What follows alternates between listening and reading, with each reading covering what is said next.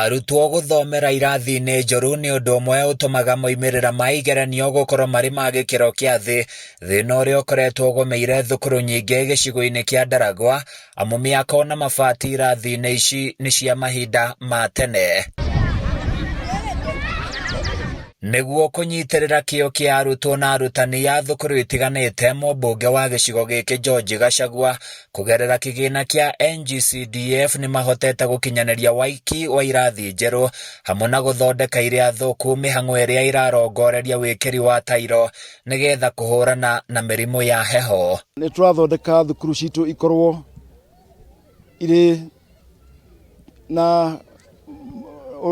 njega ũndũ ciana irĩ thomagĩra kũndũ kwega, nĩgetha at least mwana agĩthoma agakorwo atarĩ na thĩna wa heho kana kĩ. Nĩ tũrekĩrĩra msimamo ũrĩa irathi Ndaragwa tũgũcenjia ciagĩre. Thirikari nene na thirikari ya county tũngĩnyitanĩra nĩ twarahũra gĩthomo gĩa ciana citũ. Ithuĩ twĩ ta county government nĩ tũnyitagĩrĩra ECD thukuru ici cia ciana ici nini, na tũgacoka tũkanyitĩrĩra the institution icio ingĩ ciĩ hau igũrũ.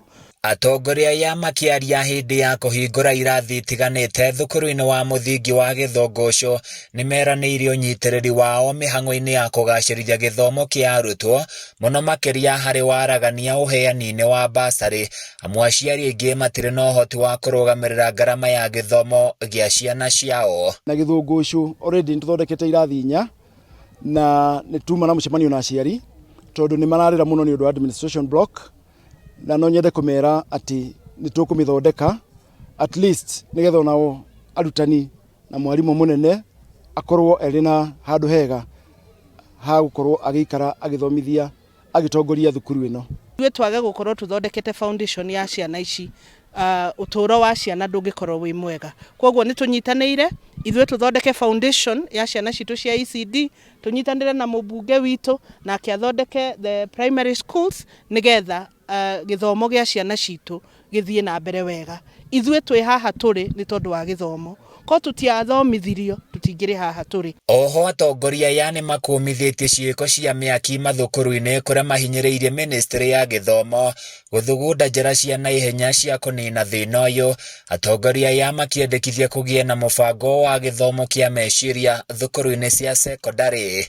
Angĩkorwo no to introduce kĩndũ gĩtagwo mental health in our secondary school, no ikorwo very important. Tondũ ciana ici citũ no ukorwo nĩ kũrĩ maũndũ ciragerera na moritũ ciragerera na tutihotete kũmarĩria. Kũngĩkorwo na kĩndũ ta kĩu, a lesson like that, tondũ ũrĩa tũthiĩte nĩ tũreciria nĩ tũrabatara mũno gĩthomo kĩa mental health in our schools. Handũ-inĩ ya Kameme TV kuma Ndaragwa kaunti-inĩ ya Nyandarua, niĩ njĩtagwo Francis Mwangi wa Wawĩra.